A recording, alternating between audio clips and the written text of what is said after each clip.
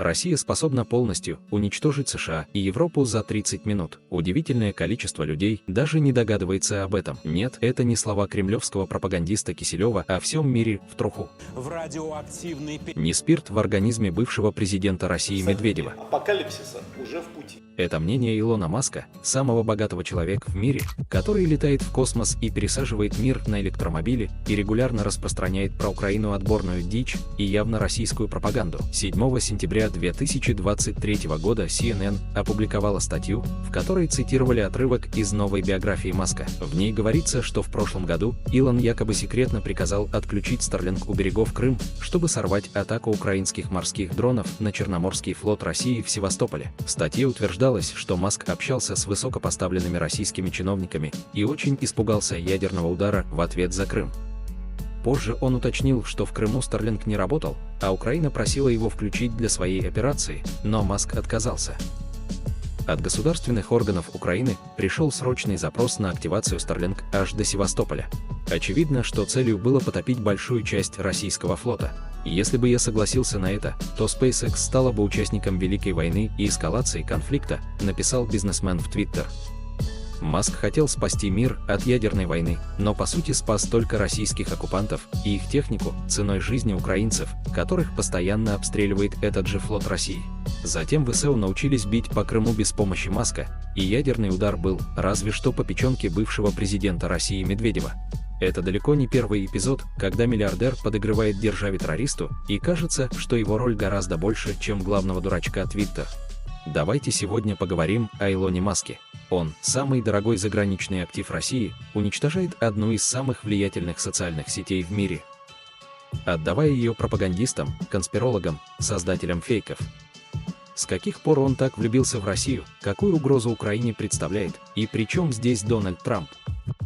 Очень кратко о Маске. Американский миллиардер, основатель и генеральный директор SpaceX, производителя космической техники, стремящегося к колонизации Марса, генеральный директор Tesla, крупнейшего производителя электромобилей, владелец Twitter, социальной сети с 500 миллионами пользователей со всего мира. На сентябрь 2023 года он – самый богатый человек в мире с состоянием в 231 миллиардов долларов, больше, чем ВВП многих стран. Илон Маск родился и вырос в Южной Африке, в городе Притория. Его родители рано развелись, и мальчик жил то с матерью, то с отцом. С детства он был вундеркиндом, имел фотографическую память, прочитал 2 комплекта энциклопедий. В 10 лет научился программировать, и в 12 лет продал свою видеоигру за $500.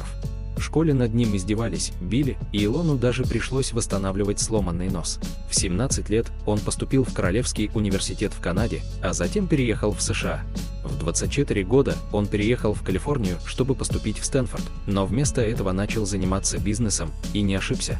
Мы не будем углубляться в бизнес-путь Илона Маска, отметим только, что сегодня это один из самых известных предпринимателей в мире, занимавшийся гиперлупом, нейротехнологиями, искусственным интеллектом, электромобилями, солнечной энергией, космосом. Вообще, наверное, всем, о чем сейчас пишут фантасты. И как любой миллиардер, поднявшийся с нуля, Маск воспринимается воплощением американской мечты: работай упорно, и сможешь достичь всего, чего захочешь. Неудивительно, что он стал примером для многих людей по всему миру, а в Twitter у него 156 миллионов 600 тысяч подписчиков. Если бы они все жили в одной стране, это была бы 9-я по численности населения страна в мире. Кто не захочет иметь такого союзника? Сотни миллиардов долларов капитала, лидерство в нескольких бизнес-отраслях и огромное информационное влияние на весь мир. С начала полномасштабного военного вторжения России в Украину на первый взгляд казалось, что это союзник Украины. Все началось с твита, сообщения в Twitter Михаила Федорова, министра цифровой трансформации Украины. Он тогда публично обратился к Маску: «Илон, пока ты пытаешься колонизировать Марс, Россия пытается оккупировать Украину. Пока твои ракеты успешно летают в космосе, российские ракеты атакуют украинское гражданское население. Мы просим предоставить Украине доступ к станции Starlink и остановить россиян». Маск ответил в течение нескольких часов: Starlink в Украине было активировано. Больше терминалов уже в пути. Ситуацию прокомментировали: после этого ты сможешь колонизировать Россию и поискать жизнь там. Со временем терминалы Starlink тысячами начали приезжать в Украину и помогли поддерживать стабильную связь как на фронте, так и в тылу. Благодаря им вооруженные силы Украины координируют свои действия, контролируют оперативную обстановку, управляют дронами и могут поддерживать связь друг с другом. Во время массовых отключений электричества украинский бизнес и обычные граждане покупали себе Starlink, чтобы иметь доступ к интернету. Проблемы начались осенью 2022 года, когда компания SpaceX в переписке с Министерством обороны США заявила, что больше не может жертвовать терминалы Украине или финансировать существующие терминалы неопределенно долгое время. Маск фактически поставил Пентагон перед выбором: либо правительство США платит компании $400 миллионов, либо он отключает доступ Украины к Starlink. Высокопоставленные американские чиновники пытались вести переговоры с Маском, о чем было написано в статье The New York Times. Бывший заместитель министра обороны описывал, какое унижение он чувствовал от факта, что один из руководителей американской системы обороны должен договариваться с обычным бизнесменом, который может просто клацнуть пальцем и отрубить связь с армией союзника США. Маск в той беседе, видимо, выходя за рамки, сказал: «Я вижу всю войну на своем ноутбуке», и через пару минут добавил: «Кстати, у меня был очень хороший разговор с Путиным». Несмотря на то, что Маск технически не дипломат и не государственный служащий, бывший заместитель министра обороны почувствовал, насколько важно относиться к нему серьезно, учитывая его влияние. Влияние Маска действительно выходит далеко за пределы инвестора-ангела из Кремниевой долины. Было проведено даже несколько заседаний по этому вопросу в Пентагоне. Чиновники были очень обеспокоены тем, что однажды Маск может просто решить, что ему это больше не интересно, и отключит украинскую армию от связи. Осталось только договориться с ним, и вот в начале октября Маск сделал первое публичное заявление о Украине с момента предоставления Starlink. Он предложил свой мирный план для завершения войны, который включал проведение выборов в аннексированных российскими регионах под наблюдением ООН, а также гарантированное водоснабжение Крым и невхождение Украины в НАТО. Свой гениальный план Илон Маск выложил в Твиттере и устроил опрос подписчиков.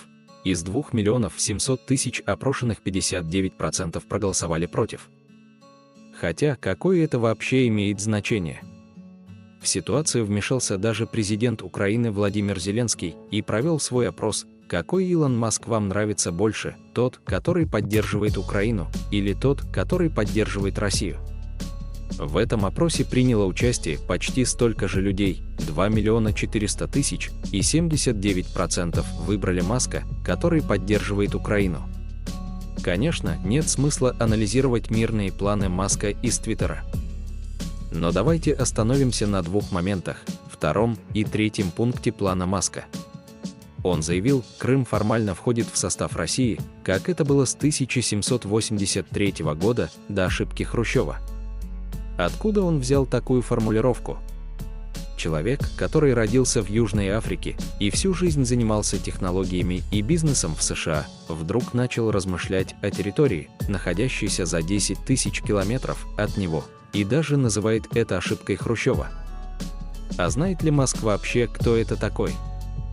Ошибка Хрущева – это выражение, которое используется исключительно в кремлевской пропаганде и историографии, а также в выступлениях российских политиков-шовинистов. Возможно, Маску вдруг стала интересна история Украины, но он начал изучать ее по современным российским лживым учебникам. Скорее всего, что кто-то внушил ему эту формулировку. Что же касается водоснабжения Крым, то Россия манипулировала этим вопросом еще с 2014 года и давила на Украину, чтобы она обеспечивала Крым водой, хотя согласно международному праву ответственность за обеспечение оккупированных территорий несет исключительно страна-оккупант. Никто в мире, кроме российских агентов, не принимал эти требования всерьез. А почему вообще в голове Маска взялась эта проблема? На этом он не остановился и в твиттер-баталиях достал откуда-то вот эту картинку. Это карта результатов голосования в Украине на парламентских выборах 2012 года. Маск сказал, что все синее – это пророссийская партия. То есть эти регионы хотели вступить в Россию. Синие регионы – это те, где победила партия регионов. Но если человек голосовал за партию регионов, это совсем не значит, что он хотел присоединиться к России. Тем более это было 11 лет назад. Давайте, например, посмотрим карту результатов голосования на президентских выборах в Украине 2019 года. Она вся зеленого цвета. Так это что, регионы, которые хотят, например, присоединиться к Новой Зеландии? А куда же тогда делись люди, которые хотели в Россию в 2012-м? Они что? Улетели с Маском на Марс? А еще интереснее карта результаты голосования на референдуме еще в Советском Союзе за независимость в 1991 году. Тогда в Крыму большинство населения тоже было за независимость Украины от Советского Союза. Что произошло с Илоном, до сих пор непонятно, однако с тех пор Маск выглядит как типичный подписчик пророссийских блогеров, только с прямым контролем над системой связи армии Украины. Буквально через пару дней начали появляться сообщения, что на линии фронта зафиксированы массовые сбои в работе Starlink. Украинские войска тогда прорвали оборону россиян на юге, а терминалы перестали работать прямо во время боя. Защитники Украины оставались без связи, и к чему это приводило, излишне говорить. Мы не знаем точно, совпадение это или Маск специально отключал Украине Starlink. И проблемы не ограничились только Твиттером. Мы точно не знаем, ведет ли Маск переговоры с россиянами. В той же статье New Yorker приводится цитата от министра обороны США, которому Илон, по его словам, говорил, что он разговаривал с Путиным на эту тему. Об этом говорили и другие люди, и много писали в СМИ. Маск уже в этом непоследователен. То он отрицал эту информацию, то признавал, что разговаривал, но не о войне, а исключительно о космосе. Гораздо больше известно о связях Маска с китайцами. Половина машин Tesla производится в Шанхае, и любой бизнес в Китае, тем более такой масштабный, невозможен без хороших отношений с коммунистической партией. Илон говорил в интервью, что Китай недоволен старинками в Украине, но сам Маск, очевидно, удовлетворен своими отношениями с Китаем. Вот он на встрече с руководством Китая, почти как президент, и это обеспокоило даже действующего президента США. Байден заявил, что слова Маска проверит. Президент США Байден: «Я думаю, что нам надо внимательнее рассмотреть сотрудничество или технические отношения Илона Маска с другими странами». Вернемся к Твиттеру. В Украине это самая непопулярная социальная сеть, но во всем остальном мире, в США и в Европе, это главный политический форум. Там сидят все топ-политики, происходит больше всего политических дискуссий. Вспомните хотя бы Дональда Трампа.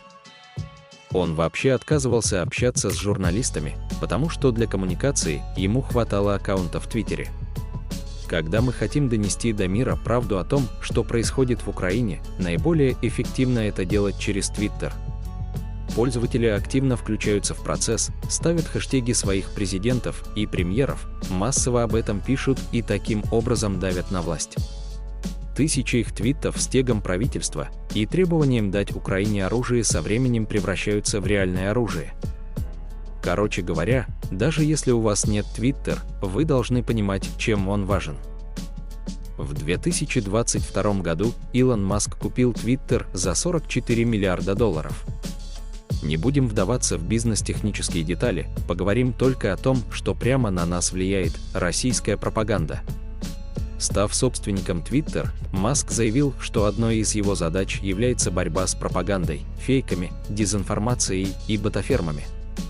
И одной из первых нововведений стала возможность купить себе галочку. Купить ее может любой. За $8 в месяц любой аккаунт может верифицироваться, и алгоритмы Twitter дают ему дополнительные функции и больший охват.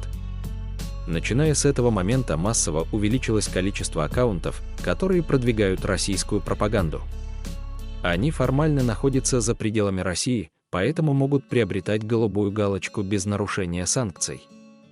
На своих страницах они занимаются распространением дезинформации и ретвитами российских государственных СМИ, заявлениями оккупантов и пропагандистов, весьма сомнительными сообщениями об Украине и дискредитацией западной помощи.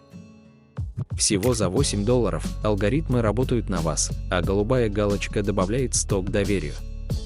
Недавно Еврокомиссия провела исследование, в в котором была высказана критика в адрес Twitter за массовое распространение российской пропаганды.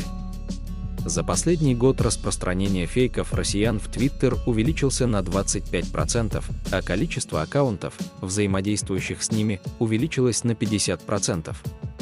Маск уволил ключевых экспертов, которые боролись с российской и китайской пропагандой в Twitter. Почти не осталось людей, занимающихся модерацией контента, и было разблокировано множество аккаунтов, ранее заблокированных за язык ненависти. Среди них даже экс-президент США Дональд Трамп, которого Twitter заблокировал в 2021 году за призывы к государственному перевороту, когда его сторонники попытались штурмовать Капитолий. Позиции трампистов, как правило, усилились в Twitter, и они свободно распространяют фейки о Украине и западной помощи. Мы не можем утверждать, что Маск работает на победу Трампа, но он является явным сторонником республиканской партии. Судя по его риторике, он придерживается наиболее радикальных взглядов внутри этой партии. Ярким примером того, как Twitter стал легкомысленным убежищем для конспирологов и безумных пропагандистов, является шоу Такера Карлсона. Это бывший ведущий Fox News, ультраконсерватор и сторонник различных теорий заговора. Он рассказывал на телевидении фейки о сыне наркомане президента Байдена, инопланетянах, биолабораториях, нацистской Украине и даже про Степана Бандеру. В 2023 году его уволили из Fox News, но Такер не расстроился и запустил новое шоу, авторское, с Блэк Джеком и дистиллированной российской пропагандой. И запустил он это эксклюзивно только в Твиттере. И теперь еженедельно рассказывает о военном преступнике Зеленском, о том, как Украина взорвала собственную Каховскую ГЭС, и о бедном американском налогоплательщике, которому нечего кушать, потому что все его деньги ушли на ракеты для Украины. Он проводит интервью с пророссийским президентом Сербии, а также с большим другом России, Виктором Орбаном и Дональдом Трампом. Илон очень рад видеть в Твиттере различные мнения всего политического спектра, так как в его представлении это выглядит как демократия. Но давайте будем честными, демократия не имеет ничего общего с распространением пропаганды, дезинформацией и манипуляциями сознанием людей. Особенно в интересах врагов страны. Вот так выглядит современная главная политическая социальная сеть в мире, где стало больше лживой российской пропаганды. Но это не организованная атака на украинцев, Илон просто несерьезно относится к борьбе с дезинформацией. Он не хочет нанести Украине умышленный вред, но в то же время предоставляет кремлевским преступникам условия развязанных рук на своей платформе. Группа энтузиастов исследовала алгоритмы Twitter и выяснила, что тема войны в Украине была систематически занижена, представляя ее как борьбу с дезинформацией либо даже борьбу с украинцами. Сложно точно сказать, но результаты уже ощущаются. Стало значительно сложнее донести до мира жестокую реальность и рассказать, что на самом деле происходит в Украине. Еще одним серьезным последствием этой ситуации стало существенное снижение сборов на помощь вооруженным силам Украины. Twitter всегда был и остается одной из важнейших платформ для сбора средств, где действует очень активное сообщество. В основном состоящее из малых и средних взносов от индивидуальных волонтеров и небольших фондов. Однако сейчас эта платформа стала менее доступной, так как многие просто не видят этих публикаций, даже если у них есть уведомления. Это только вредит защитникам Украины. Во время взрыва Каховской ГЭС Twitter скрыл украинские аккаунты в поиске. И также относил все новости и твиты о теракте россиян к чувствительному контенту, практически не отображая их в ленте новостей. Вместо этого российские боты и конспирологи расцветали, создавая тысячи аккаунтов с невероятными масштабами и скоростью, публикуя абсурд и фейки о том, что Каховскую ГЭС могла взорвать Украина. Все это, безусловно, сходится с интересами России. Мы не можем сказать наверняка, что это специально нацеленная политика, но если что-то выглядит, пахнет и имеет последствия, как российская диверсия, то это и есть российская диверсия. Эти безумные инициативы полностью соответствуют интересам Московии, и перебои в работе Starlink в самые ответственные моменты, ультиматумы Пентагону, поддержка российских пропагандистов, ограничение украинских аккаунтов, скрытие правды о преступлениях России, продвижение антиукраинских и даже антиамериканских общественных деятелей. Всего этого достаточно для того, чтобы на Маска обратило внимание американское ФБР. Вот такая история, которая уже граничит с преступлением. Выяснилось, что прошлой осенью ВСУ планировали атаку морскими дронами на Черноморский флот в Севастополе. Украина сделала срочный запрос к Маску о включении Starlink на маршруте дронов, на что последовал отказ. Возможно, он думал, что спасает планету от ядерной войны, но на самом деле спас только жизни и технику русских террористов, которые убивают украинцев и разрушают гражданскую инфраструктуру. Эта ситуация многое говорит о проблемах США с национальной безопасностью. Если одно физическое лицо, в данном случае миллиардер, самый богатый человек в мире, но без должности и полномочий, может просто щелкнуть пальцем и сорвать операцию союзника США, то что еще он может учудить? Почему бизнесмен принимает решение на уровне президента США, и будет ли он нести ответственность за это? На самом деле, даже в контексте этой истории ничего нового не произошло. Маск давно показал свое отношение, и у нас много примеров его действий. Мы не можем утверждать, что он является российским агентом, но ФБР должно расследовать его деятельность и риторику, так как они вредны для Украины. Возможно, это всего лишь пиар-акция. Маск не предполагал, что война продлится так долго. Он думал, что можно договориться быстро, и он выйдет из этой истории как герой, который поддержал жертву агрессии. Но украинцы не захотели договариваться с террористом, и война стала неотъемлемой частью их жизни. Маск втянулся гораздо больше, чем планировал. Мы видим, что он поддерживает республиканцев и финансирует их, а аудитория Маска, в основном республиканцы, считают помощь Украине чрезмерной. Маск открыто поддерживает республиканскую партию и финансирует ее, но он ранее голосовал из-за демократов. Теперь Маск окончательно пришел к республиканцам, поддерживая кандидатов в президенты Рона де Сантиса и другого кандидата Якора Масами, который обещал не впускать Украину в НАТО и прекратить помощь Украине. Маск не поддерживал Зеленского и Джо Байдена. Он также разблокировал ограничения на своих сторонников в Твиттере и перестал ограничивать их активистов и пиарщиков, которые дают интервью. Это может быть проблемой для Украины больше, чем для США. Всего через год выборы в США, и мы можем увидеть еще больше сюрпризов от Маска. Его читают 155 миллионов человек, и он контролирует главную социальную сеть мира.